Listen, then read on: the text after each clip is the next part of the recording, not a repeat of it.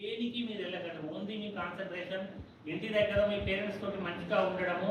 వాళ్ళు ఏమైనా మీ పేరెంట్స్ కూడా ఏమైనా మందుకో దేనికో అలవాటు అయితే మీరు వెళ్ళొద్దు అని చెప్పాలి. మీరు మీ చిన్నపిల్లలు ఎందుకు సాఫ్ట్ టార్గెట్ అని చెప్పి మీ దగ్గరికి మేము వస్తున్నామనంటే, మేమెందరం మీ టీచర్లు మీ పేరెంట్ని పిలిచి మీరు ఇట్లా మీరు బీడీ తాగుతారంటే తాగొద్దు అని అంటే మీ టీచర్ని బయటకు పోయి తీసుకుంటాడు. నేను చెప్పింది అనుకో వీడు ఏం పని లేదు నాయంబడి పడ్డాడు అనుకుంటారు.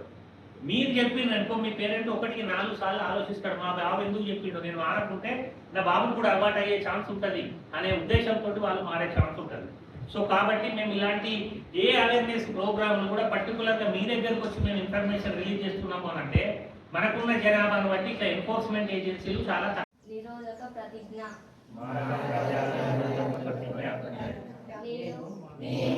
మాదక ద్రవ్యాలపై జరుగుతున్న పోరాటంలో క్రియాశీల భాగస్వామిని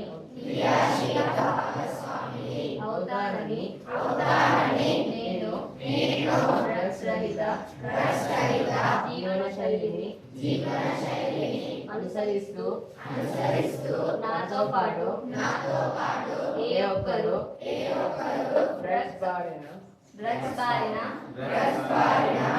పడకుండా ఉండడానికి కృషి చేస్తానని డ్రగ్స్ అమ్మకం, కొనుగోలు మరియు అక్రమ రవాణా చేసే వ్యక్తుల సమాచారాన్ని